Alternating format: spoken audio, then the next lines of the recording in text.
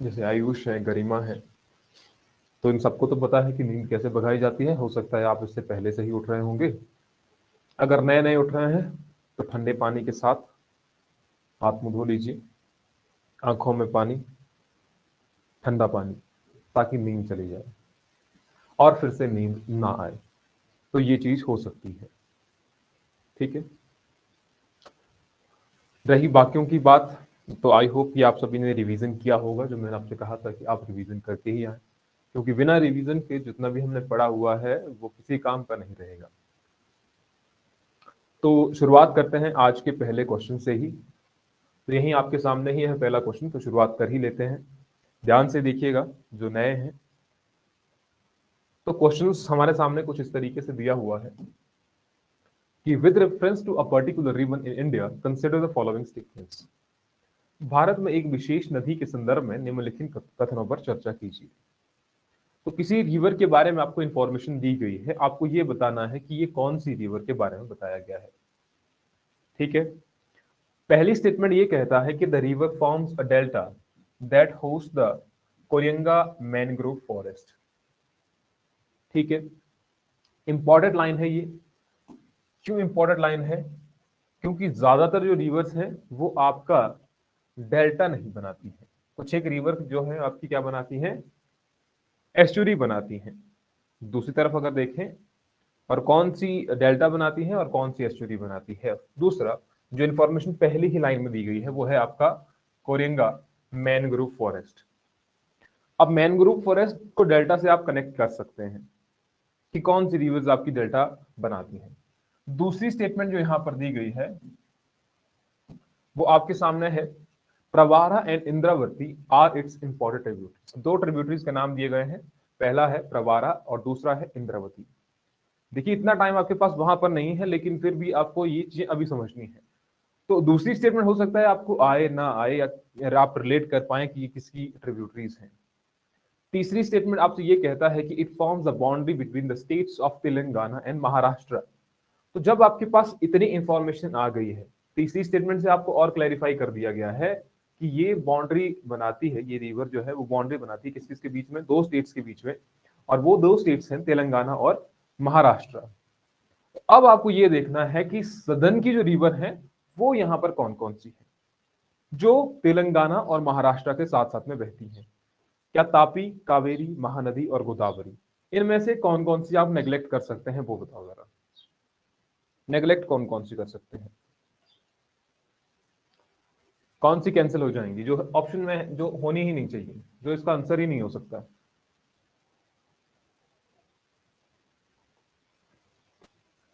तापी। ठीक है। तो तापी आपका ऑप्शन में हो ही नहीं सकता है। एक तो आपका अरेबियन सी में जा रहा है और साथ ही साथ में आपका जो मध्य प्रदेश वाला एरिया है उधर ये बहती है। तो यानी कि पहला तो ये कैंसिल ही हो गया। और क्या नहीं हो सकता है? महानदी है, गोदावरी है, कावेरी है, कावेरी। बाकी लोग भी बताइए। बाकी लोग सोच रहे हैं, क्या सोच रहे हैं इतना? हम्म।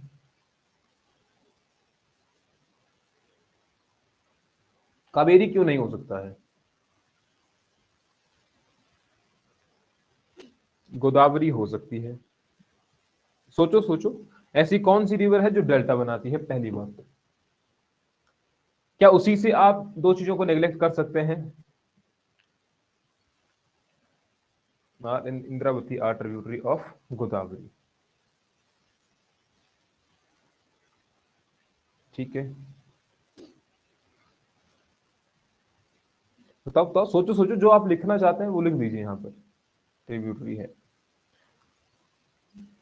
तो आप यहां से अगर आपको एक भी स्टेटमेंट आती है, एक क्वेश्चन को सॉल्व करने के लिए आपके पास तीन स्टेटमेंट है और तीन में से आपको एक भी आती है, इसको आप एक पैरा फॉर्मेट में समझ लीजिए। अब मैंने पैरा फॉर्मेट क्वेश्चन को कैसे बताया था कि अगर आपको एक भी कुछ क्वेश्चन आता है इसके बारे में तो आपका आंसर निकल जाता है। तो वैसे ही यहां पर आपके पास एक पैरा फॉर्मेट में देख लीजिए, आपके पास तीन लाइनें हैं या चार लाइनें हैं आपके पास, उसमें से आपको एक भी आ जाता है तो आपका आंसर निकल जाता है। तो इसमें से अगर आपको ये आता है तो आपका आंसर निकल गया। ये आता है तो ये आंसर निकल गया, ये आता है तो आंसर निकल गया। और यहां से आपको ये भी पता होना चाहिए कि ये कोरेंगा जो ये मैनग्रोव्स हैं ये कहां पर स्थित है। तो आपका आंसर क्या है, ज्यादातर कह रहे हैं गोदावरी के बारे में। चलिए देखते हैं जरा। तो ये रही आपकी गोदावरी रिवर, त्र्यंबकेश्वर से निकलती हुई गोदावरी रिवर जा रही है बे ऑफ बंगाल में और यहां पर डेल्टा बनाती है। पहली बात तो इतनी क्लियर हो जाती है कि जो रिवर इस तरफ बहती है, जो रिवर वेस्ट की तरफ फ्लो करती है, वो रिवर ज्यादातर आपकी एस्चुरी बनाती हैं, जो अरेबियन सी में जाती हैं वो एस्चुरी बनाती है, ना कि डेल्टा। तो तापी तो वैसे भी नहीं हो सकता है। और ये आपको दिख रहा है ये बाउंड्री भी बनाती है यहाँ पर, एक तो आपका छत्तीसगढ़ के साथ भी और यहाँ पर महाराष्ट्र के साथ। ये वाला जो एरिया आपको दिख रहा है यहाँ पर देखिए, इसके साथ बाउंड्री बना रही है महाराष्ट्र के साथ, और दूसरा छत्तीसगढ़ के साथ। इसके साथ ये रिवर गोदावरी रिवर बाउंड्री बनाती है और यहां पर आपको दिख रहा है कि ये डेल्टा बनाती है यहाँ पर। और यहीं पर है आपका कोरियंगा, ये वाला जो इस तरफ को कोरियंगा मैनग्रोव इंपॉर्टेंट है। और यही रहा आपका जो ईस्टर्न वाला पोर्शन है आंध्र प्रदेश का। कुछ एक पोर्ट है, सी पोर्ट जो है आपको याद रखने हैं, जैसे कि ये एग्जाम में बहुत बार पूछा गया है। काकीनाडा, काकीनाडा सी पोर्ट कहां पर स्थित है, तो एग्जाम में कई बार ये पूछा गया है, तो इसलिए इसको याद रखें। The Godavari river is the largest river in peninsula India and also known as Dakshin Ganga. दक्षिण भारत की गंगा किसे कहा जाता है, दक्षिण गंगा को तो गोदावरी कहा जाता है, तो दक्षिण भारत की गंगा किसे कहा जाता है?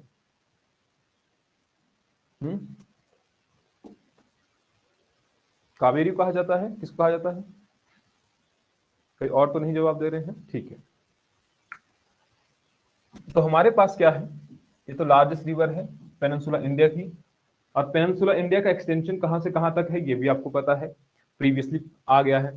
Godavari basin is the largest basin after the Ganges basin and accounts for nearly 9.50% of the total geographical area of country।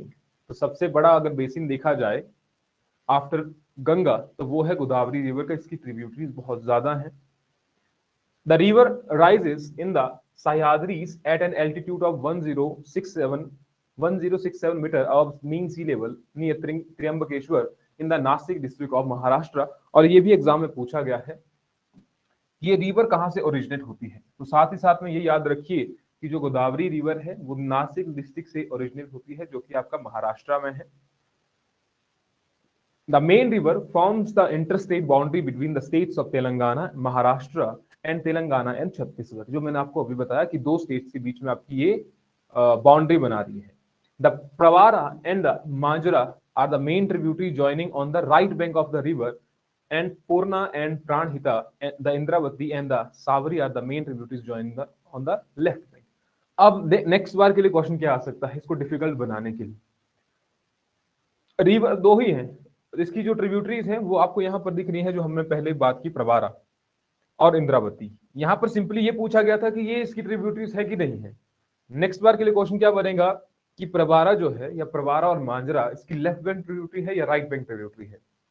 तो इन दो से आपको पता लग गया कि ये तो इसकी राइट बैंक ट्रिब्यूटरीज है। कौन सी है?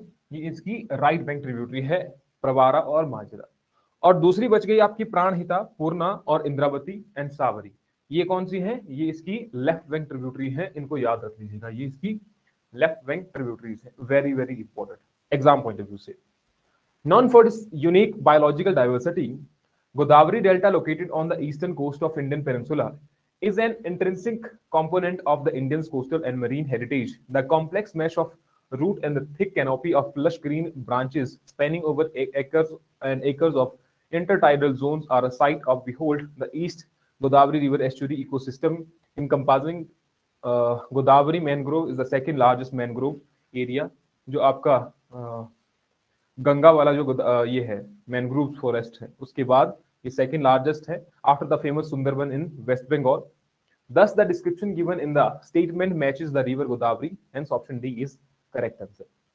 तो ये सारे की सारी जो स्टेटमेंट है ये किससे मैच हो रही है, गोदावरी रिवर से। इसको आपने याद रखना है, इसको भी याद रखना है, इसको भी याद रखना है। दक्षिण गंगा, ये तो इजी वाला क्वेश्चन है, क्योंकि ये छोटे एग्जाम में ज्यादातर पूछा जाता है कि दक्षिण भारत की गंगा किसे कहा जाता है या दक्षिण गंगा किसे कहा जाता है, दोनों में डिफरेंस है। तो पहला क्वेश्चन आपका हो गया। तो ये हिंदी में है, इसको पढ़ लीजिएगा जिसको अभी तक इंग्लिश में दिक्कत आई है। ये बाकी की रिवर्स हो गई। तो सदर्न इंडिया की बात की जाए, हमने इस रिवर के बारे में पढ़ा था, क्या याद है? पेन्नार रिवर के बारे में हमने क्यों पढ़ा था? हम्म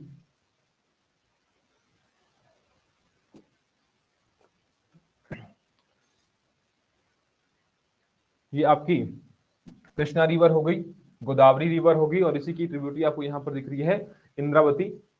तापी रिवर जो जा रही है इधर को और एस्चुरी बनाती है, इसी के साथ नर्मदा रिवर, इसी के साथ में गोदावरी रिवर, याद रखिएगा नासिक डिस्ट्रिक्ट ऑफ महाराष्ट्र से ओरिजिनेट हो रही है आपकी। कृष्णा रिवर हो गई, कृष्णा की ट्रिब्यूटरी भीमा रिवर है, और भीमा की ट्रिब्यूट आगे कृष्णा की और ट्रिब्यूटरी है तुंगभद्रा, और तुंगभद्रा के किनारे कौन सा इंपॉर्टेंट कल्चरल हेरिटेज है? Then we have Kaveri. तो ये आपने सीधे लिखते जाना है ताकि आपको आगे के लिए याद रहे, क्योंकि हम इसके बारे में पढ़ चुके हैं, इंपॉर्टेंट है। नेक्स्ट क्वेश्चन पे आते हैं फिर जरा। ये थोड़ा सा आपके लिए मॉडरेट लेवल का है, उतना डिफिकल्ट तो नहीं है। बस आपको ये पता होना चाहिए कि वेदरिंग, अक्षय और मास मूवमेंट, इन दोनों में क्या फर्क होता है। तो क्वेश्चन कुछ इस तरीके से कहता है, consider the following statement regarding weathering and mass movement. दो चीजें हमारे से पूछ रहा है ये, पहला वेदरिंग और दूसरा कह रहा है ये मास मूवमेंट। दो ही चीजें हैं, अक्षय और बृहद संचलन। हिंदी में आप इसको और ज्यादा रिलेट कर सकते हैं, बृहद संचलन। एक तो अक्षय हो गया, अक्षय वेदरिंग तो आप इजीली समझ सकते हैं, और दूसरा है मास मूवमेंट, बृहद संचलन। बृहद यानी कि बहुत बड़े लेवल पर हो रहा है। चलो देखते हैं जरा, अगर बहुत बड़े लेवल पर हो रहा है तो कौन से फैक्टर इसके लिए रिस्पॉन्सिबल होंगे। पहली स्टेटमेंट कह रहा है weathering is a pre requisite for the mass movement, यानी कि पहले वेदरिंग होनी चाहिए, उसके बाद मास मूवमेंट होगी। ये पहली स्टेटमेंट ये कह रहा है। अक्षय बृहद संचलन के लिए एक पूर्व शर्त है।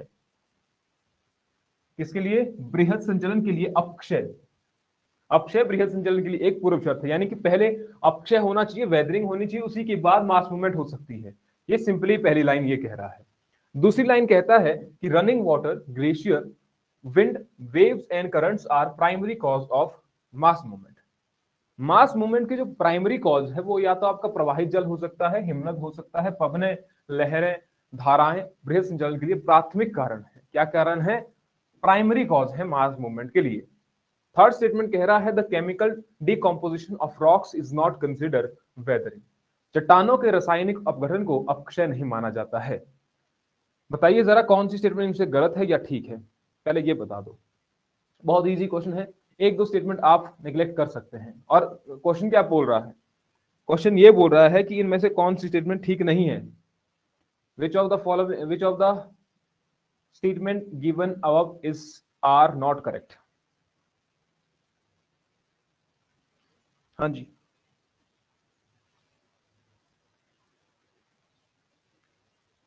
देखो देखो, पहले ये बता दीजिए कि इसमें से ठीक कौन सी स्टेटमेंट है, तो वो तो आंसर नहीं होगा फिर। बताओ ठीक कौन सी स्टेटमेंट है? Third one. थर्ड वन गलत है कि ठीक है? मैं पूछ रहा हूं सही क्या कहा गया है, फिर हम बाद में देखेंगे।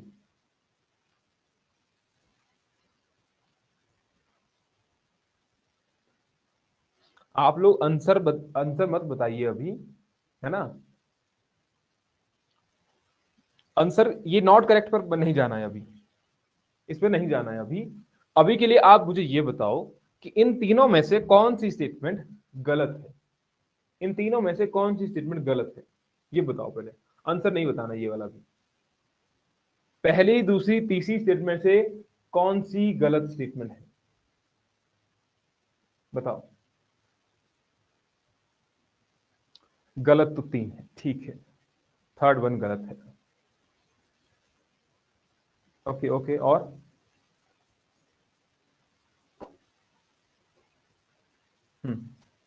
और बाकी लोग? अभी दो ही बता रहे हैं। मैंने ये कहा है कि जितने भी आप पार्टिसिपेट करेंगे उतना ज्यादा सही रहेगा आपके लिए। चाहे आप गलत ही कह रहे होंगे लेकिन लिखना जरूर है, ताकि पता चले कि आप क्या सोच रहे हैं। तीसरी गलत है। The chemical decomposition of rocks is not considered weathering. अपने लिए तालियां बजाएंगे जोर जोर से, अपने ही रूम में बैठ करके अपने लिए तालियां बजानी है, ठीक है? वेदरिंग कितनी तरह की होती है? टाइप्स ऑफ वेदरिंग पहले भी हम पढ़ चुके हैं। कितनी तरह की वेदरिंग होती है? पढ़ा है ना पहले? तो देख लीजिए कि वेदरिंग कितनी तरह की होती है। टाइप्स ऑफ वेदरिंग नहीं, नहीं। फिजिकल वेदरिंग देखा है? फिजिकल वेदरिंग, बायोलॉजिकल वेदरिंग होती है, केमिकल वेदरिंग होती है। तो केमिकल, बायोलॉजिकल, मैकेनिकल या फिजिकल, तो तीन तरीके की वेदरिंग होती है, जिसमें कि आपका केमिकल वेदरिंग भी आता है। फिजिकल वेदरिंग तो हो गया, फॉर एग्जांपल आप सन से कुछ रेडिएशन आ रही हैं, पत्थर का गर्म होना और ठंडा होना। तो जब गर्म होगा तब वो एक्सपेंड करेगा, ठंडा होगा तो कॉन्ट्रैक्ट होगा। तो एक्सपेंशन और कॉन्ट्रैक्शन के कारण पत्थर में वेदरिंग होगी, यानी कि उसमें अपक्षय होंगे।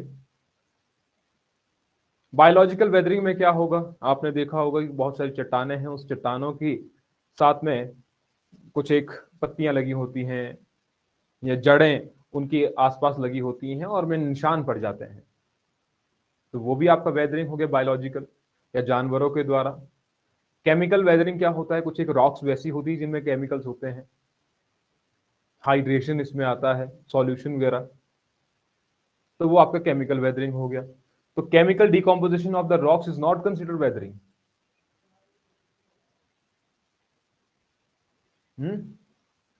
रोज आपने धीरे धीरे क्या करना, अपने साथ में पानी जरूर रखना है, ठीक है? एक गिलास चाहे पूरा जग रख देना है, अपने साथ जरूर रखना है।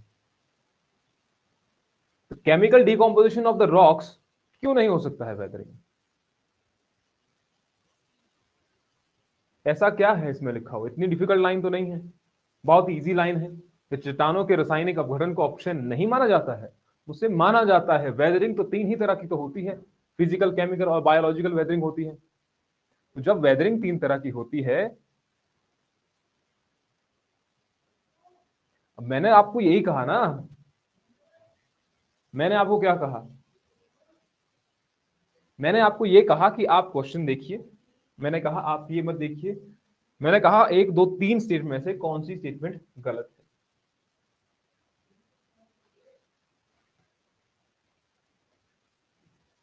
मेरी बात आपको समझ में आई थी कि मैंने क्या कहा था आपसे? मैंने कहा इसको मत देखो अभी, मुझे ये बताओ कि एक दो तीन स्टेट में से कौन सी ठीक है या कौन सी गलत है।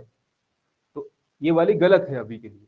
आंसर बेशक ये है कि भैया ये तो नहीं हो सकता है, ये तो नहीं हो सकती है, क्योंकि यहां पर नॉट करेक्ट कहा गया है। तो पहले ध्यान से सुनिए कि मैं क्या कह रहा हूं, ठीक है? चलो, the chemical decomposition of the rocks is not considered weathering. तो ये स्टेटमेंट तो आपकी ठीक है, सॉरी गलत है। The chemical decomposition of the rocks is not considered weathering. अब ये पहले वाली बताइए जरा। Weathering is a pre requisite for mass movement. क्योंकि तीन तो अभी यहां पर है ना, तीन ऑप्शन में है अभी।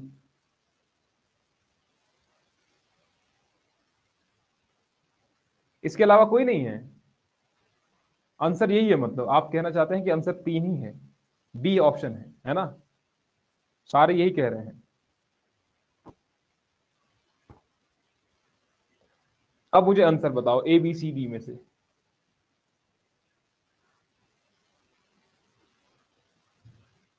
ABCD इसमें आंसर मुझे बता दो जरा कौन सा है।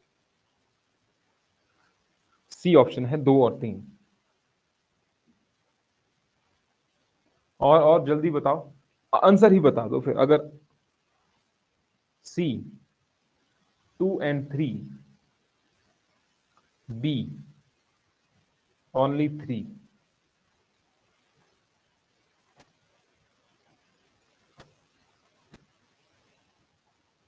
बी। जल्दी जल्दी बाकी के लोग जो रह गए हैं बताइए बताइए क्या आंसर हो सकता है इसका।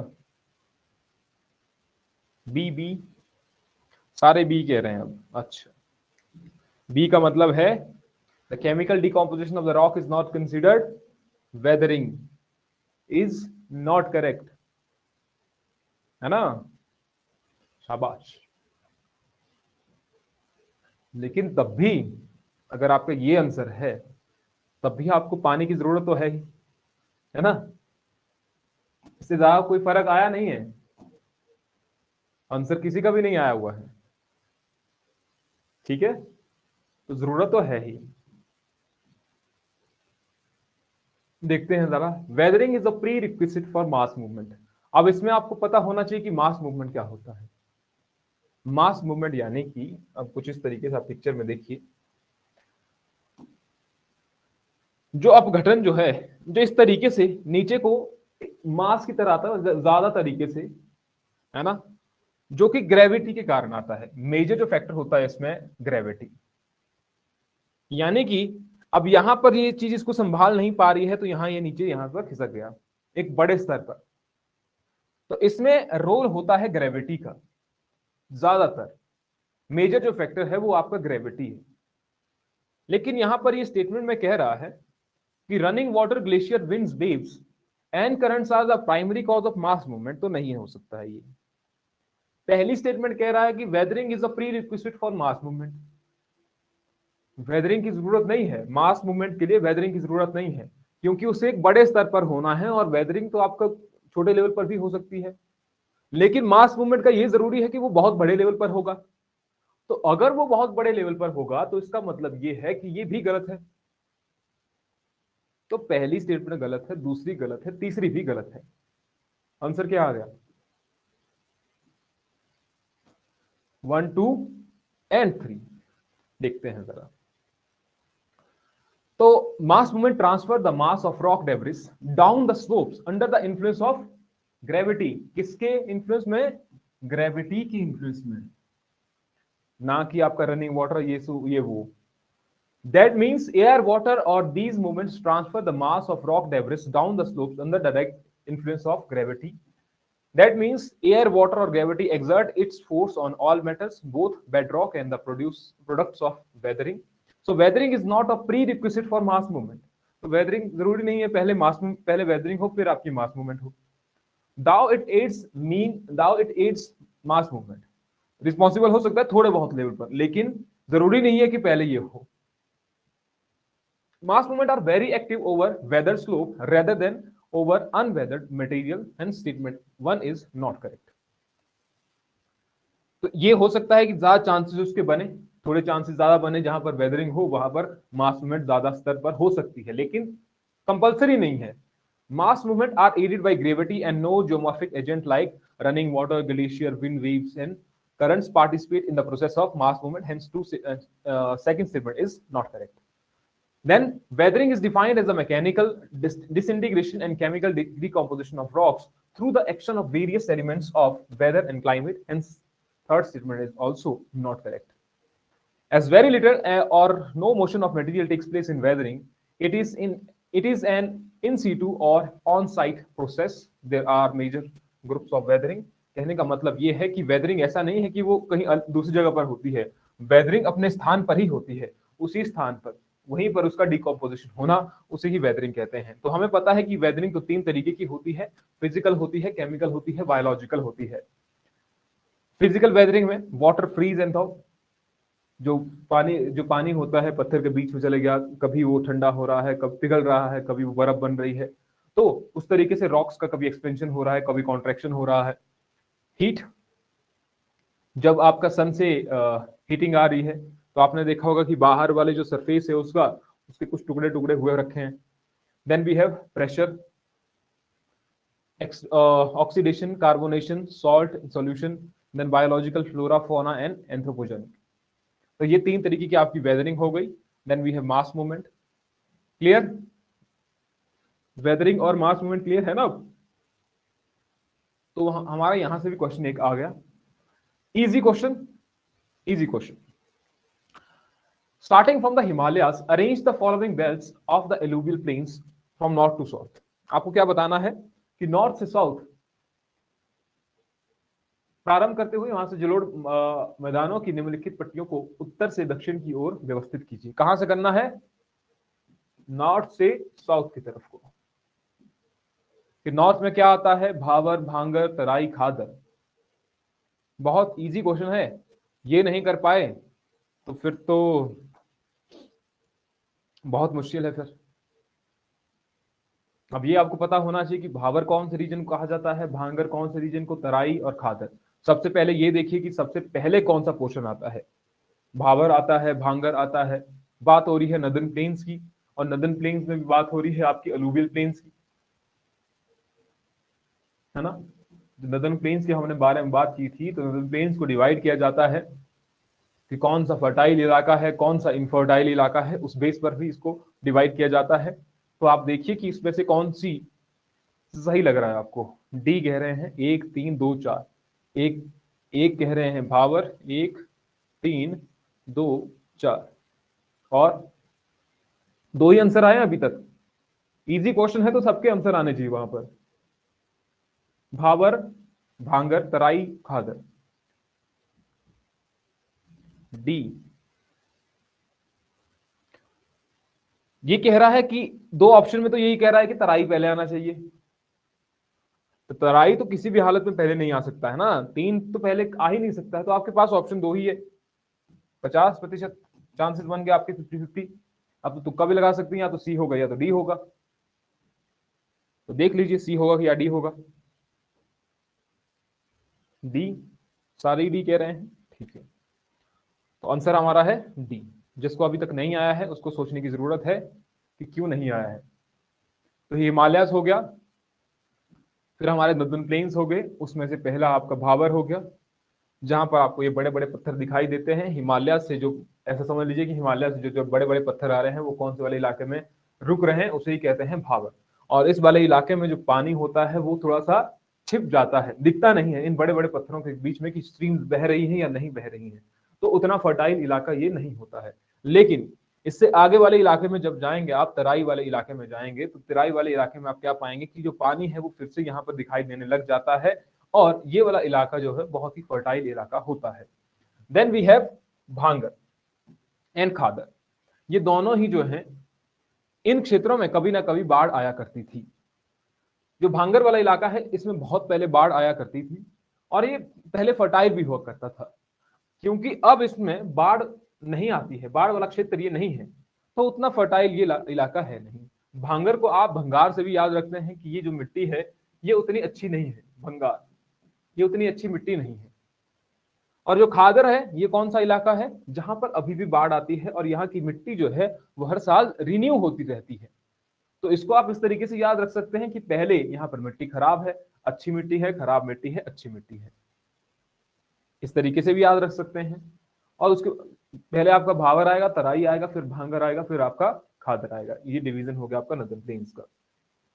थोड़ा सा इसके बारे में और पढ़ लेते हैं जो आपके लिए रेलेवेंट रहेगी information. The Great Plains exhibit a remarkably homogeneous surface with little relief. It is featureless, alluvial, fertile. पहले देखते हैं भावर बेल्ट, तो कितने से कितने किलोमीटर तक है? नेक्स्ट बार में क्वेश्चन आ सकता है कि कौन कितनी रेंज तक आपकी फैली हुई है भावर बेल्ट। तो 7 से 15 kilometre, wide narrow belt adjacent to the foothills of the Himalayas. It is made up of porous rocky soil and pebbles that get deposited at the foot of the Himalayas due to the break of slope. तो जो slope है उसके कारण जो वहां पर ही रह रहे हैं, जो पत्थर हैं, छोटे छोटे पत्थर हैं, तो उसे कहते हैं। This material is made of debris wash down from the higher ranges due to very high porosity of this belt water seeps down and the streams are lost and start flowing underground. तो मैंने जो कहा कि आपकी जो streams हैं वो underground बहने लग जाती हैं इस भावर बेल्ट में। देन तराई बेल्ट कितने से कितनी रेंज है, 15 से 30 किलोमीटर, 7 से 15, 15 से 30, 7 से 15, 15 से 30। तो तराई बेल्ट में 15 से 30 किलोमीटर। यहां पर स्ट्रीम फिर से रीअपियर हो जाती हैं भावर बेल्ट में, यहां पर सॉरी तराई बेल्ट में फिर से रीअपियर हो जाती हैं। दस the water table is very high making the land marshy. Consequently, Tarai is a moist and thickly forested and home to variety of wildlife. Then we have Bhangar, largest part of the northern plains, made up of old alluvium and forms an alluvial terrace above flood plains. तो अब जो flood plains है उससे ऊपरी वाला जो portion है old alluvium soil इसमें पाया जाता है। Then we have Khadar belt along the rivers, flood plains जहां पर फ्लड्स आते हैं अभी भी। तो new alluvium which get deposited every year due to floods. तो ये हो गया, hence option D is correct answer. Then we have next question. Next question कहता है कि which of the following Himalayan peaks are found in India? तो भारत में इनमें से कौन सी पीक पाई जाती है, कौन सी है? निम्नलिखित में से हिमालय में कौन सी चोटियां भारत में पाई जाती हैं? सारी की सारी हिमालयन पीक्स हैं और इन हिमालयन पीक्स में से भारत में कौन सी चोटी पाई जाती है ये आप देखिए। तो इसमें से आपको क्या करना है, अब नेग्लेक्ट करना है। कैसे नेग्लेक्ट करेंगे, पहले देख लीजिए कि भारत में कौन सी है, या तो ये देखिए या फिर ये देखिए कि कौन सी नहीं है।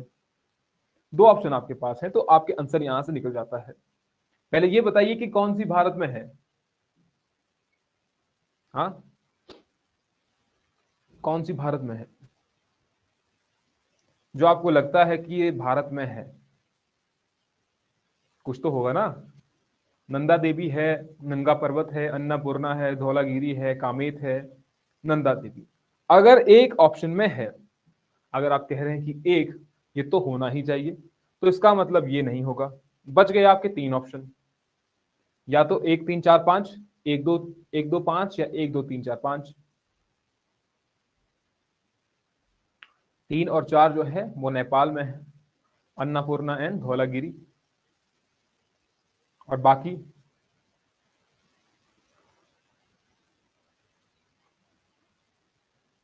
अगर आप ये कह रहे हैं कि ये जो है यही कह रहे हैं 3 और 4 कि अन्नपूर्णा और धौलागिरी जो है वो नेपाल में है,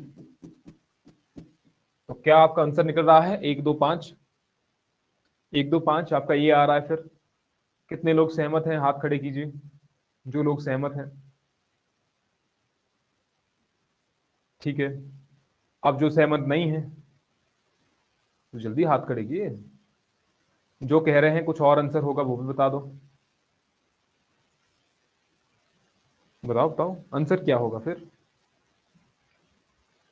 आंसर भी तो साथ में बताना है ना। तो नंदा देवी, नंगा पर्वत, कामेत, यही आपके पास ऑप्शंस है। नहीं, कहाँ है? तो ये हो गया आपका नंगा पर्वत, ये हो गया आपकी नंदा देवी जो आपको भारत में ही दिख रही है। ये नंदा देवी के साथ में ही है कामेत। तो जो ऑप्शन में दिए हुए थे, चाहे वो आपका नंदा देवी हो, कामेत हो, चाहे वो आपका नंगा पर्वत हो, ये तो भारत में है, यानी कि 1 2 5 तो है। दूसरा था हमारे पास धौलागिरी, एक ऑप्शन था धौलागिरी और एक था अन्नपूर्णा। दो ऑप्शन और थे जो कि आपके नेपाल में है। तो अब याद रखिएगा, अगली बार के लिए क्या याद रखना है आपको कि नंगा पर्वत की हाइट क्या है, नंदा देवी की हाइट क्या है। अगली बार हो सकता है हाइट के बेसिस पर भी आ जाए। तो ये बाकी की जो पीक्स हैं उनको भी याद रख लीजिएगा। वी हैव K2, गाशविरम और कंचनजंगा, नॉकरेक, इसके बारे में हम पहले पढ़ चुके हैं। नॉकरेक क्या है, नॉकरेक क्या है? The highest peak in the Indian Garhwal Himalayas has two summits, the main summit at 7,816 meter and Nanda Devi East at 7,434 biosphere. The mountain is surrounded by a number of peaks. Nanga Parbat, also called Daimir, important. इसे और क्या कहा जाता है, is one of the world tallest mountain 8126 metre जिसकी height है, situated in the western Himalayas 27 kilometre in Kashmir. The mountains steep soul, चलो इसको रहने दो, अन्नपूर्णा नेपाल में है। देन वी हैव धौलागिरी जो कि आपका नेपाल में ही है। And Kamet is the second highest mountain in the Garhwal region of India after Nanda Devi. तो नंदा देवी की हाइट आपको सबसे पहले बताई गई है 7434 मीटर, और कामेत की हाइट है आपकी कितनी हाइट है इसकी नहीं बताया गया है, ठीक है। तो कहने का मतलब है जो 1 2 4 है, सॉरी 1 2 5, अन्नपूर्णा और धौलागिरी कहां पर है, नेपाल में है। नंदा देवी, नंगा पर्वत और कामेत, इनमें से 2 आपका उत्तराखंड में है और 1 जम्मू एंड कश्मीर में है। Then we have next question. अब ये इजी क्वेश्चन मैं मान के भी चल रहा हूं या मॉडरेट क्वेश्चन, देख लीजिए, क्योंकि मैंने आपको बताया था कि आपको करंट्स के बारे में पढ़ना है, ओशन करंट्स के बारे में। लेकिन दिक्कत यहां पर यह है कि यहां पर डायरेक्टली नहीं पूछा गया है। आपको इन सब के ही बारे में पता होना चाहिए, तभी आप आंसर निकाल सकते हैं। हमने यूपीएससी में भी देखा था कि इस तरीके के क्वेश्चन कुछ पूछ रहे हैं, जहां पर आपको ऑप्शन दिए गए हैं या तो 1 पेयर सही है या 2 या 3 या 4 पेयर सही है। अगर इस तरीके के क्वेश्चन आए तो इसको आप यूपीएससी में ये मान के चलिए कि आपको ये सारे आने चाहिए, तभी आपका आंसर निकलेगा, तभी आपका आंसर निकलेगा। ऐसे आंसर नहीं निकल सकता है कि आपने इसको निगलेक्ट कर दिया, इसको निगलेक्ट, ऐसा नहीं हो सकता है। चांसेस यहां पर ये है कि आपको सारे के सारे आने चाहिए। हमारे पास दिए गए हैं ओशन करंट्स और दूसरे दिए गए हैं ओशंस। लेब्राडोर है पहला जो आपको पैसिफिक में है, gulf stream Indian ocean, canary current Atlantic ocean, Humboldt और पैसिफिक ओशन। अब बताइए इनमें से कितने पेयर करेक्टली मैच्ड हैं। करेक्टली लिखा गया है, तो कौन से करेक्टली मैच्ड है बताइए जरा इन 4 में से। देखिए जरा, अब क्या है कि आपने ओशन करंट के बारे में पढ़ लिया, आई थिंक 2 से 3 बार ये क्वेश्चन आ गए हैं। ओशन करंट से 2 से 3 बार तो आ ही क्या होगा। उस वक्त आपने जो पढ़ा था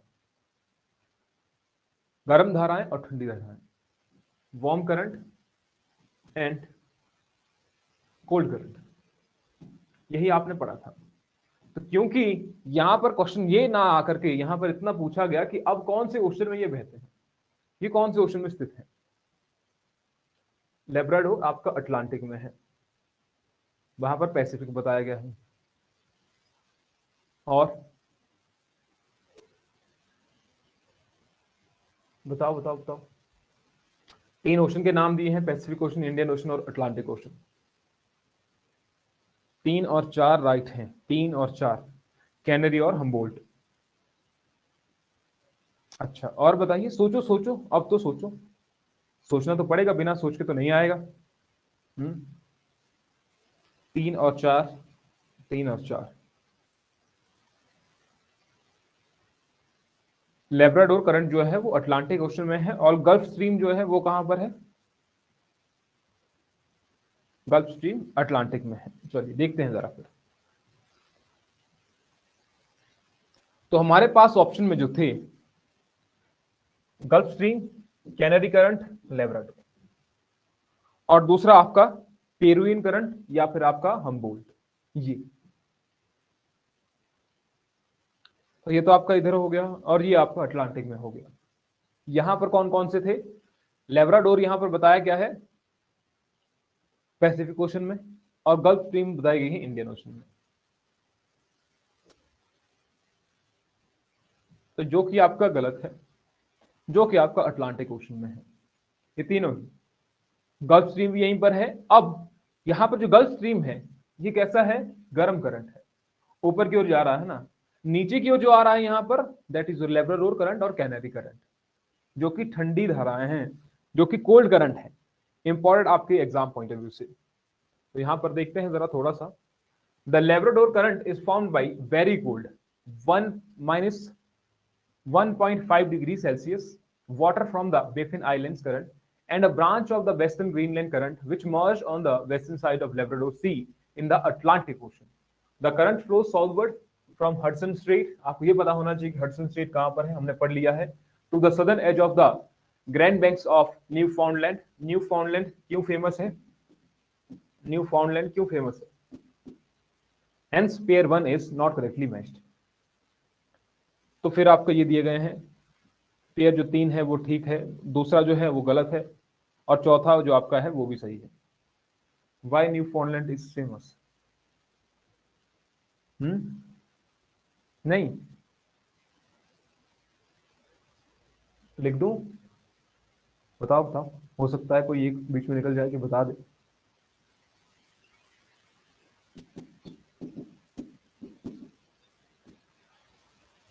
फिशिंग के लिए फेमस है।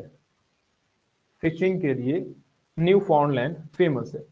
जहां पर आपकी ठंडी धाराएं और गर्म धाराएं आपस में मिलती हैं, जहां पर आपकी ठंडी धाराएं और गर्म धाराएं आपस में मिलती हैं, वो जगह फेमस होती है आपकी फिशिंग के लिए। ठीक है, तो ये हो गया आपका हम्बोल्ट करंट, ऊपर जो बह रहा था। नेक्स्ट क्वेश्चन है, थोड़ा सा लॉजिकल क्वेश्चन है। लॉजिकल क्वेश्चन है, आपने गंगा रिवर के बारे में पढ़ा ही होगा, लेकिन गंगा रिवर के बारे में आपने कितना सही पढ़ा है, क्या गलत पढ़ा हुआ है, थोड़ा सा आपको वो इलेबोरेटेड तरीके से पता होना चाहिए। Arrange the following tributaries of the river Ganga according to their points of confluence from east to west। यानी कि गंगा रिवर इस तरीके से जा रही है, आपको ये बताना है कि पहले कौन सी रिवर मिली, फिर कौन सी रिवर मिली, फिर कौन सी रिवर मिली, फिर कौन सी रिवर मिली। तो ये हुआ आपका ईस्ट से वेस्ट ही है ना, सॉरी ईस्ट से वेस्ट है, इस तरफ से इस तरफ है। यहां से यहां बताना है कि पहले ये मिली, फिर ये इस तरीके से। तो गंगा रिवर यहां से मान लीजिए ओरिजिनेट हो रही है, यहां से इसका ओरिजिन हो रहा है, तो इसने वो ये बोल रहा है कि ईस्ट से वेस्ट आपको बताना है। पॉइंट ऑफ कन्फ्लुएंस यानी कि कहां पर मिल रही है, ये मिल रही है, यहां पर मिल रही है, यहां पर मिल रही है, यहां पर मिल रही है, बताओ।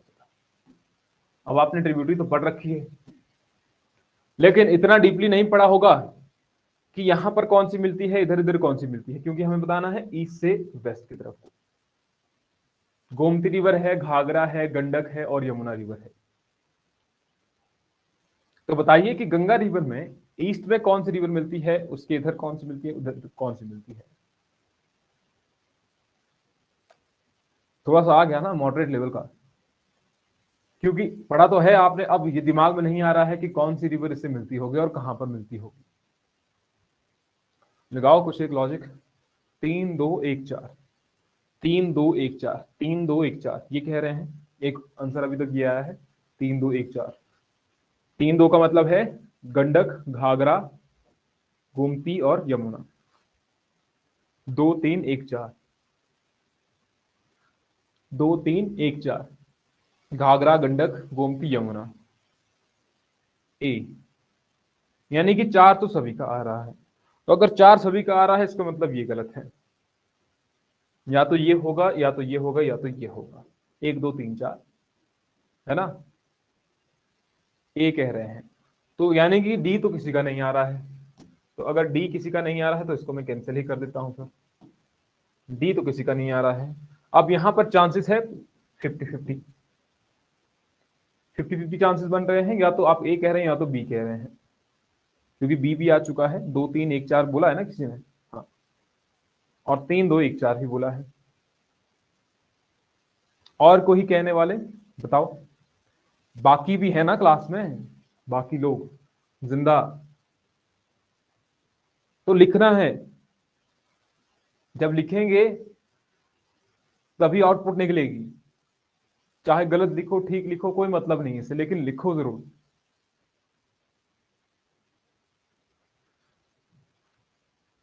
तो अगर रिवर्स की बात की जाए, दिख रहा है कि नहीं दिख रहा है?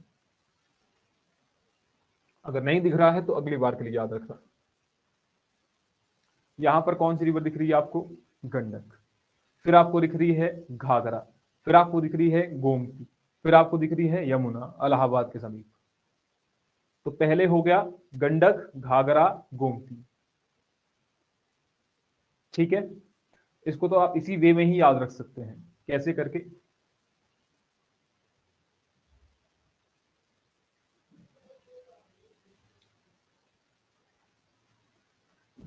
पहले हमारे पास 3 है, 2 है, 3 2 1 4 कहां पर है? ये आपका पहले वाला आंसर हो गया। जी ए पहले आता है, गंडक, गोम, घाघरा, जी एच, जी के बाद एच बाद में आता है, जी के बाद ओ बाद में आता है, और वाई तो फिर बाद में ही आता है ना। घाघरा, सॉरी, गंडक, घाघरा, गोमती और यमुना। जी के बाद ए आ गया, जी के बाद एच आ गया, जी के बाद ओ आ गया, और फिर आपका बाय आ गया। तो आपको सीक्वेंस में याद रह गया कि ईस्ट से वेस्ट की तरफ अगर हम देखें कि कौन सी रिवर इससे मिलती है, कौन सी गंगा रिवर से मिलती है, तो आपका आंसर यहां पर आ गया 3 2 1 4। Right, done.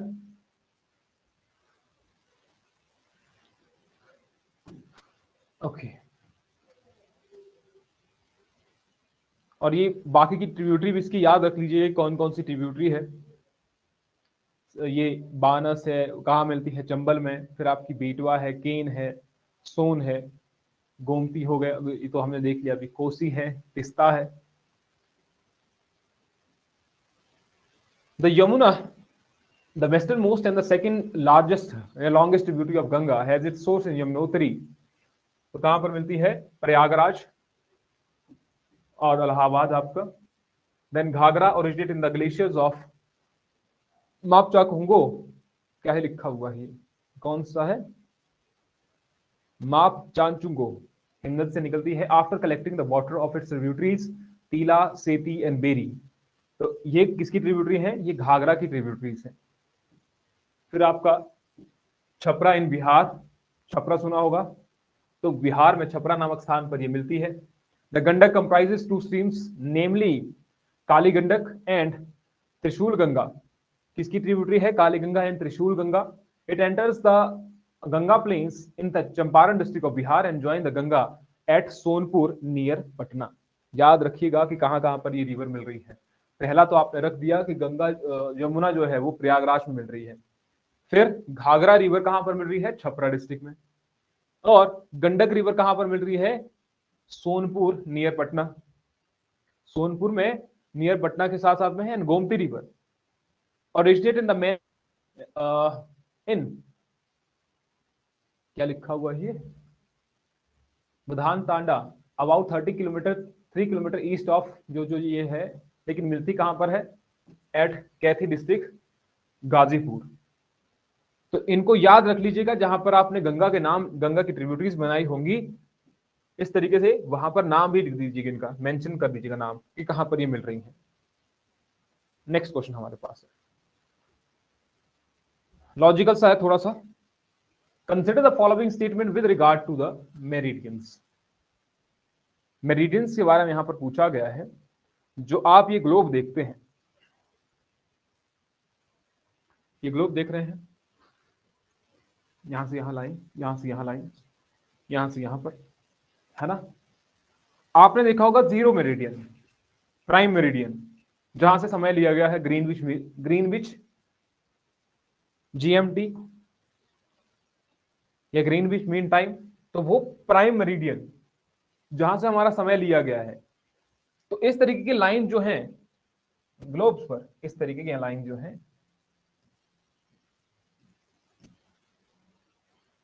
उसी के बारे में यहां पर बताया गया है कि कौन कौन सी स्टेटमेंट ठीक है या गलत है। The length of meridians decreases on moving away from the prime meridian. कह रहा है कि जो प्राइम मेरिडियन है वहां से अगर हम मूव करेंगे इधर उधर, तो क्या हो जाएगा? उनकी जो लेंथ है वो डिक्रीज हो जाएगी मेरिडियंस की। दूसरी स्टेटमेंट कह रहा है कि 180 degree east and 180 degree west meridians are 180 degree apart from each other. 180 पूर्व और 180 पश्चिम यामनोत्तर एक दूसरे से 180 दूर स्थित हैं। तो उन दोनों के बीच में कितनी दूरी है? 180 की दूरी है। चाहे 180 डिग्री ईस्ट हो, चाहे 180 डिग्री वेस्ट हो, लॉजिकल है। Prime meridian and 180 degree meridian divides the earth into two equal halves. Prime meridian और 180 डिग्री मेरिडियन डिवाइड करते हैं आप अर्थ को दो इक्वल हाफ में। प्राइम मेरिडियन को आप ये समझिए कि 0 डिग्री है, 0 डिग्री, है ना। अब बताइए कि कौन सी स्टेटमेंट इसमें से ठीक हो सकती है या गलत हो सकती है। लॉजिकल है, लॉजिक लगेगा इसमें। 1 and 3 क्या है? ठीक है। 1 और 3 ठीक है या गलत है?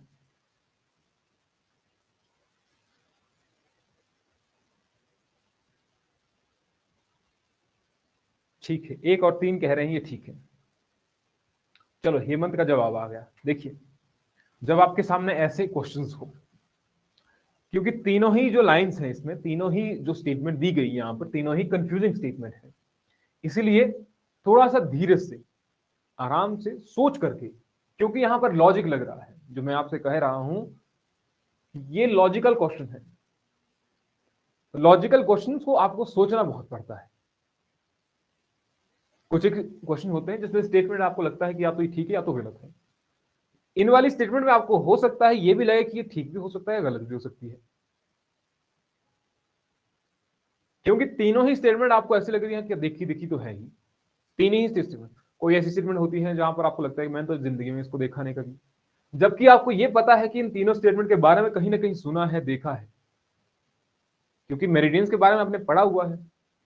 तो पहली स्टेटमेंट ये कह रहा है कि the length of meridian decreases on moving away from the prime meridian, यानी कि 0 डिग्री से जब आप मूव करते हैं इधर उधर, ठीक है, 0 डिग्री से जब भी आप मूव करते हैं, ये 0 डिग्री हो गया, मान लीजिए ये लाइन है यहां से यहां तक 0 डिग्री है, नजदीक से देख लीजिए, तो ये मैं मान के चल रहा हूं यहां से यहां तक 0 डिग्री है, एक लाइन यहां से 0 डिग्री है, ये वाली लाइन जो 0 डिग्री है, यहां से अगर आप इधर मूव करेंगे, यहां से आप अगर इधर मूव करेंगे, तो जो मेरिडियन की जो लेंथ है वो डिक्रीज होती जाएगी, मेरिडियन की लेंथ डिक्रीज होती जाएगी। लेंथ क्या हुआ? ये इसकी लेंथ हो गई। तो क्या अगर प्राइम मेरिडियन से आप इधर वाली लाइन में जाएंगे, यहां वाली लाइन में चले गए आप, तो इसकी लेंथ में कुछ फर्क पड़ा, फिर आप इधर की ओर गए, फिर आपने देखा कि जो आप इधर मूव करेंगे ना, प्राइम मेरिडियन से इधर की ओर मूव किए या इधर की ओर मूव किए, तो जब आपने देखा कि आप ईस्ट की तरफ मूव किए या वेस्ट की तरफ मूव किए, तो क्या मेरिडियन की जो लेंथ है उसमें कुछ फर्क पड़ रहा है? कुछ फर्क पड़ रहा है? तो ये तो उतनी ही रह रही है ना। इस लाइन में क्या अंतर हो रहा है? चाहे आप इधर मूव करो चाहे आप इधर मूव करो, ये लाइन तो उतनी ही रहेगी। तो पहली स्टेटमेंट कह रहा है कि the length of meridian decreases on moving away from the prime meridian, कि प्राइम मेरिडियन से जब आप इधर उधर जाएंगे तो उसकी लेंथ में कमी आएगी। भैया कहां से लेंथ में कमी आएगी? लेंथ में तो कमी आ ही नहीं सकती है, ये तो उतनी ही रहेगी इसकी लेंथ, चाहे आप इधर मूव करो चाहे आप इधर मूव करो, लेंथ तो बराबर ही है इसकी। तो यानी कि जो पहली स्टेटमेंट है वो तो आपकी गलत है, पहली स्टेटमेंट आपकी गलत है। तो अगर पहली स्टेटमेंट गलत है तो यानी कि ये नहीं हो सकता है, ये नहीं हो सकता है। बच गया आपका 2 या तो 3, या तो दूसरी स्टेटमेंट सही है या तो तीसरी स्टेटमेंट सही है। अब देखो जरा कौन सी स्टेटमेंट इससे हो सकती है, दूसरी है या तीसरी है? अब तुक्का लगा लो, अब तुक्का लगा लो, 50-50, बी डी, और लगाओ लगाओ तुक्का लगाओ, तुक्का तो आप लगा ही सकते हैं ना, इसमें तो मास्टर हैं आप लोग।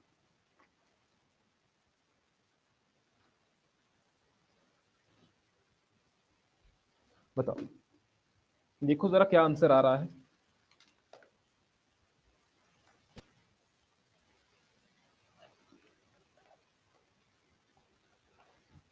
सारे बताओ, सारे बताओ, मुझे जरा चार्जिंग में लगाने दीजिए इसको।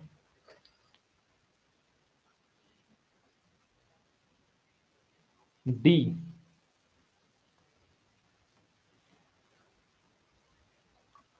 Okay, 3 only. चलो यहां पर देखते हैं जरा, आप लोगों ने बता ही दिया है। तो ये कह रहा है कि 180 degree east and 180 degree west meridians are 180 degree apart from each other. क्या ऐसा है? क्या ऐसा है? अगर ये 180 डिग्री 180 डिग्री एक दूसरे से अलग अलग होते, तो यानी कि प्राइम मेरिडियन की जो संख्या है वो 180 नहीं होती, फिर 0 डिग्री है और 180 डिग्री है, तो ये दोनों 180 डिग्री ईस्ट और 180 डिग्री वेस्ट, ये दोनों एक ही तो है। जब आप इस साइड से गिनेंगे तो आपका ईस्ट में हो गया, जब आप इस साइड से गिनेंगे तो आपका वेस्ट में हो गया, लेकिन है एक ही। 180 डिग्री तो एक ही है, ऐसा तो नहीं है कि 180 डिग्री ईस्ट और है 180 डिग्री वेस्ट अलग है। अगर ये अलग अलग होते तो वो 180 degree apart from each other हो सकते थे। ये दोनों अगर 180 डिग्री दो अलग अलग चीजें होती यहां पर तब हो सकता था, लेकिन ये 180 डिग्री एक ही बार है। ये यहां पर आपको एक ही बार में मिलेगा और 0 डिग्री भी आपको एक ही बार में मिलेगा। मान लीजिए अगर इधर 0 डिग्री है, इधर 0 है, इधर पिछली साइड क्या हो जाएगा, 180 हो जाएगा। तो 180 जो है, अगर आप इधर से गिनेंगे 180 आ गया, अगर आप इधर से गिनेंगे तो 180 आ गया। ईस्ट और वेस्ट का मतलब वही है। ऐसा नहीं है कि यहां से गिनेंगे तो 180 और है, 180 यहां से गिनेंगे तो वो और है, वो 180 एक ही है। तो they are not 180 degree apart from each other, they are the same, वो सेम ही हैं। तो यानी कि दूसरी स्टेटमेंट भी आपकी गलत हो गई। फिर तीसरी स्टेटमेंट कह रहा है the prime meridian and 180 degree meridian divides the earth into two equal halves.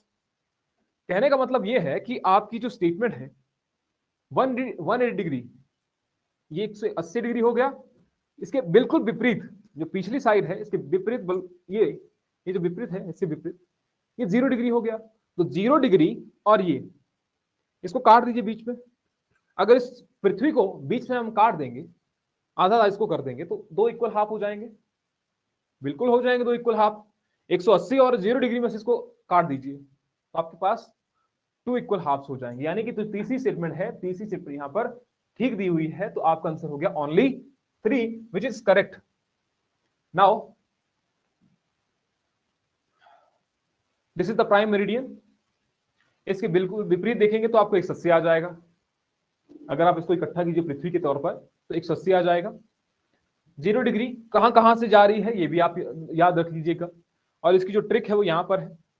तुम सब फ्रांस गए, Togo, United Kingdom, Mali, Spain, Algeria, Burkina Faso, France and Ghana. तो याद रख लीजिएगा प्राइम मेरिडियन यानी कि 0 degree splits the earth into the western and the eastern hemisphere. Western हो गया, ईस्टर्न हेमिस्फीयर हो गया, दो इक्वल हाफ में इसको कन्वर्ट कर रहा है। It passes through 8 countries, 3 continents, Europe, Africa and Antarctica and Arctic Ocean, Norwegian Sea, Greenland Sea, Mediterranean Sea, Atlantic Ocean. तो इसके बारे में यहां से क्वेश्चन आ सकता है। क्वेश्चन क्या हो फ्रेम हो सकता है नेक्स्ट बार के लिए कि जो प्राइम मेरिडियन है, पहला question, prime meridian passes through which countries, पहला क्वेश्चन, कितनी कंट्री से पास होता है। दूसरा क्वेश्चन, कितने कॉन्टिनेंट से पास होता है। तीसरा क्वेश्चन, कितने मेजर सी से पास होता है या कितनी वाटर बॉडी से पास होता है। 3 क्वेश्चन यहीं से बन गए आपके, तो इसको याद रख लीजिएगा। All the meridians are equal length, तो सारे के सारे जो मेरिडियंस है उनकी लेंथ इक्वल ही है, तो पहली स्टेटमेंट आपकी गलत हो गई। Its value is 0 degree longitude and from it we count 180 degree eastward and as well as 180 degree westward. It is however interesting to note that 180 degree east and 180 degree west meridians are the same on line, same line पर है, hence statement 2 is not correct, and prime meridian and 180 degree meridian divide the earth into two equal halves, the eastern hemisphere and the western hemisphere, hence statement 3 is incorrect. So sorry, statement 3 is correct. Therefore the longitude of a place is followed by letter E from the east and the west. East जो हम कहते हैं, west हम कहते हैं। चलो next question we have, with reference to Aravallis mountains consider the following statement. I think ये last ही क्वेश्चन है जहां तक मुझे आइडिया है, कुछ ऐसा कि नहीं होगा। With reference to the Aravalli mountains, तो अरावली पर्वत श्रृंखला के बारे में कुछ एक स्टेटमेंट यहां पर दी गई है। पहली स्टेटमेंट ये कहता है कि these are the oldest block mountains in India. यह भारत के सबसे प्राचीन ब्लॉक पर्वत है। आपको यह पता होना चाहिए कि ब्लॉक माउंटेन्स क्या होते हैं और फोल्ड माउंटेन्स क्या होते हैं। और भी होता है, रेलिक माउंटेन है, रेजिड्यूल माउंटेन जो है, रेजिड्यूल माउंटेन। अच्छा, these are the oldest block mountain in India. They are present in Gujarat, Rajasthan and Delhi. They act as water divide between the Indus and Ganga river system. तो block Aravalli mountain के बारे में यहां पर कहा गया है कि ये कौन सी स्टेटमेंट से सही है, बता दो कौन सी स्टेटमेंट सही है गलत है यहां पर।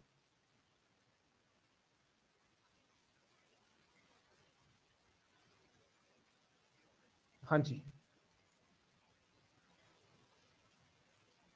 बताओ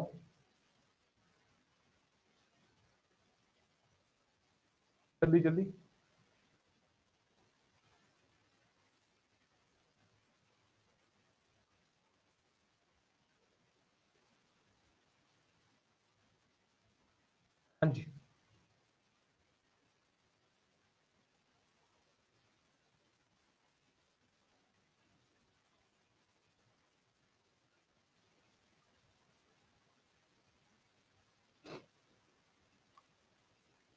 बी सही है क्योंकि ये फोल्ड माउंटेन है। दे आर, बी यानी कि 2 और 3, फर्स्ट एंड फर्स्ट और थर्ड फोल्ड तो अच्छा, चलो चलो बताओ बताओ।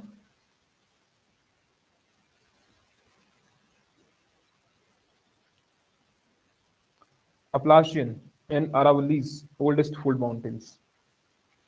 देखो इस पे तो आप मत जाइए ना, अगर मान लीजिए आप कह रहे हैं कि रेजिड्यूल माउंटेन है, तो हाँ रेजिड्यूल माउंटेन भी हैं कि जिसके अभी तक रेजिड्यू रहे हुए हैं, और ब्लॉक माउंटेन ना होकर के ये फोल्ड माउंटेन्स है, ओल्डेस्ट फोल्ड माउंटेन्स। तो पहली स्टेटमेंट आपकी गलत हो गई। अगर पहली स्टेटमेंट गलत हो गई,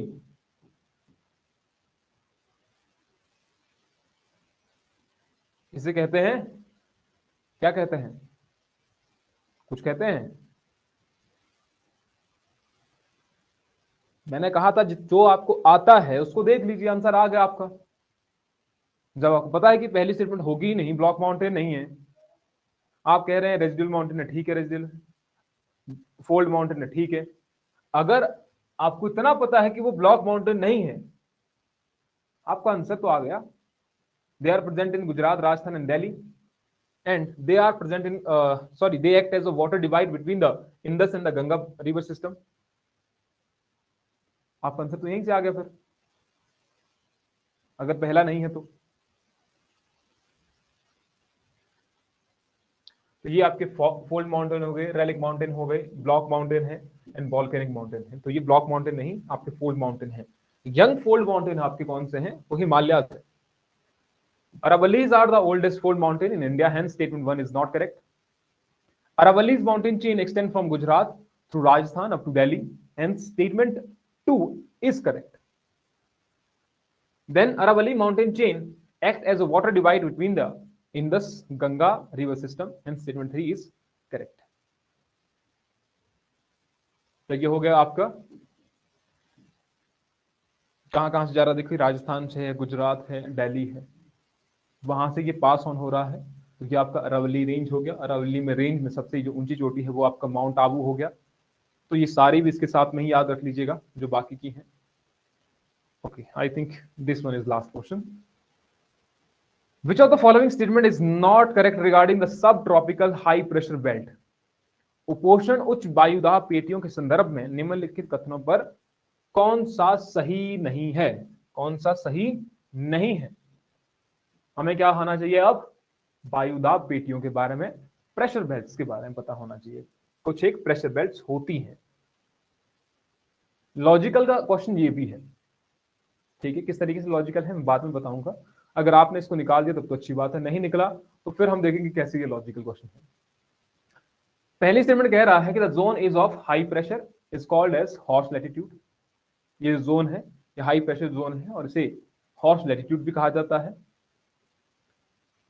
surface air spreads outwards from this zone and most of the deserts are present along this belt in the both hemisphere. It is thermally induced pressure belt। बताइए जरा, थर्मली इंड्यूस्ड प्रेशर बेल्ट है, और इसमें से not correct कौन सी है? D. D क्यों नहीं है? डी क्यों नहीं है? डी गलत क्यों है? अमित, बाकी लोग भी बताइए, बताओ बताओ क्या हो सकता है इसका आंसर, क्या हो सकता है? क्या जो अमित कह रहे हैं वो ठीक है?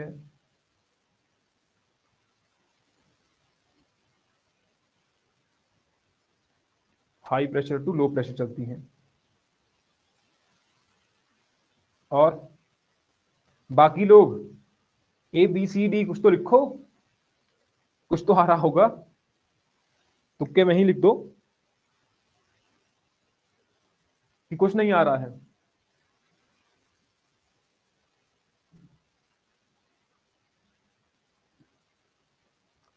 आई थिंक सबको नहीं आ रहा है, अमित को छोड़ करके। तो हमारी जो बेल्ट है, प्रेशर बेल्ट है, वो आपको कुछ इस तरीके से दिखती है। Equatorial low pressure belt, then we have sub tropical high pressure belt, जिसके बारे में ही क्वेश्चन पूछा गया है। फिर है सब polar low pressure belt and polar high pressure belt.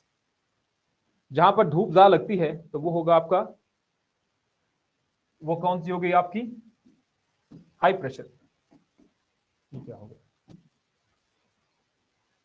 Equatorial low pressure belt.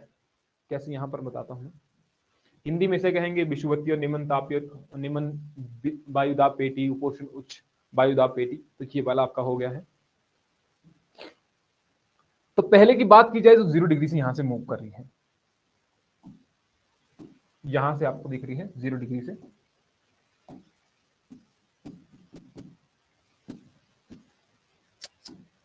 इसको भी अभी होना था कुछ।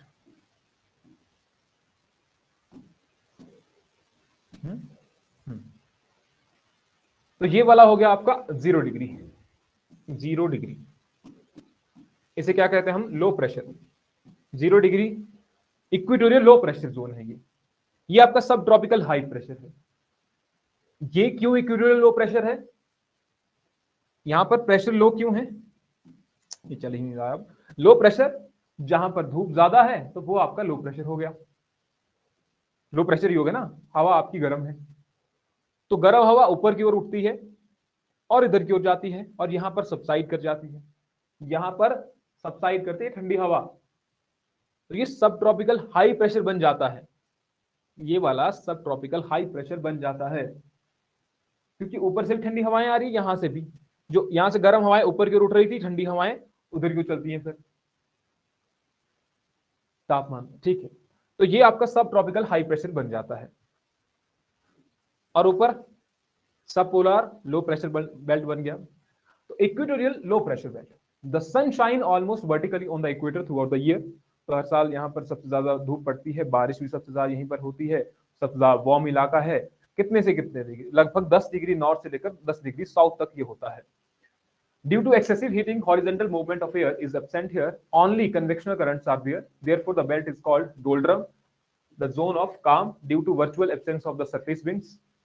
These are region of convergence because of winds moving from the subtropical high pressure belt converges here. जो इस तरीके से winds आती हैं यहाँ पर converge कर जाती हैं, है ना, यहाँ से ऊपर की ओर winds आ रही हैं तो ये आपस में यहाँ पर converge हो रही हैं।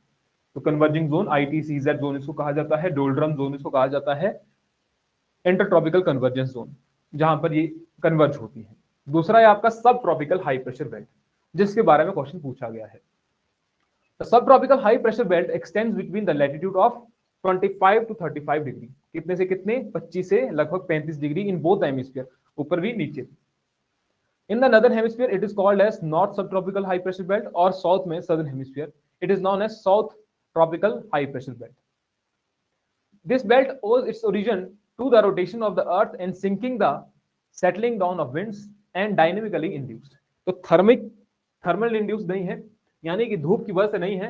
ये कैसे है, धूप की वजह से मतलब से थर्मल की वजह से हीट होना, सन की वजह से हीट होना, तो वो हुआ जो आपका थर्मिकली इंड्यूस्ड है। लेकिन ये नहीं, ये डायनेमिकली इंड्यूस्ड है। It is not thermally induced pressure belts unlike the equatorial low pressure belts.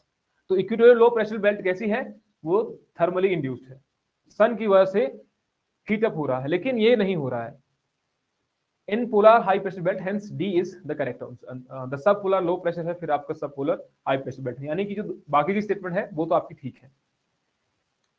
High pressure belt इसे हॉर्स लैटिट्यूड भी कहा जाता है।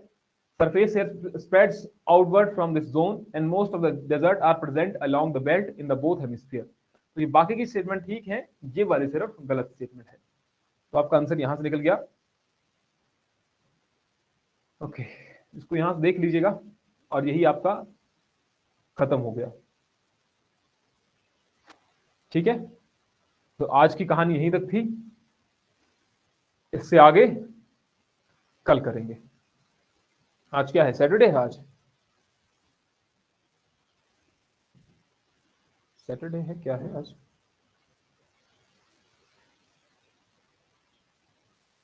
तो संडे भी है, कल आपका टेस्ट भी है ना, सब इंस्पेक्टर का टेस्ट भी है। तो कोशिश मैं यही करूंगा कि आपकी क्लास कल भी हो, संडे को भी हो। ठीक है, कोशिश यही रहेगी, क्योंकि एक दो दिन आपकी जो क्लासेस नहीं हुई हैं उसका भी थोड़ा सा कवर अप करना है, तो मैं कोशिश तो यही करूंगा कि आपकी क्लासेस हो जाएं। और यहाँ पर जो इसके साथ में लिखा हुआ है यूपी पीसीएस और एचसीएस, एचएस, ईपीएफओ सब कुछ मिला दिया इसी में। अगर आपने हरियाणा पीसीएस का भी देना है, वैसे तो हरियाणा कोई जाने वाले नहीं है, क्योंकि जो मैं क्वेश्चन पेपर उनके भी देख रहा हूं तो वो भी लगभग सेम ही है, हरियाणा पीसीएस के और यूपी पीसीएस के, जो उसमें जीएस वाला पोर्शन है। जीएस वाला, ऐसा नहीं है कि आपको हरियाणा का हिमाचल जीके पढ़ाएंगे, हरियाणा जीके। सिलेबस तो हुआ नहीं है कंप्लीट। किस चीज का सिलेबस? अच्छा, पॉलिटी का सिलेबस कंप्लीट नहीं हुआ, ठीक ठीक ठीक ठीक ठीक। चलो देखेंगे अगर आपका टेस्ट नहीं हुआ तो, है ना, देखेंगे उसके बारे में भी। अगर कल हुआ तो ठीक है, नहीं हुआ तो आपका अगली बार हो जाएगा, क्योंकि पॉलिटी की क्लासेस ही बहुत हो चुकी हैं अभी तक के लिए।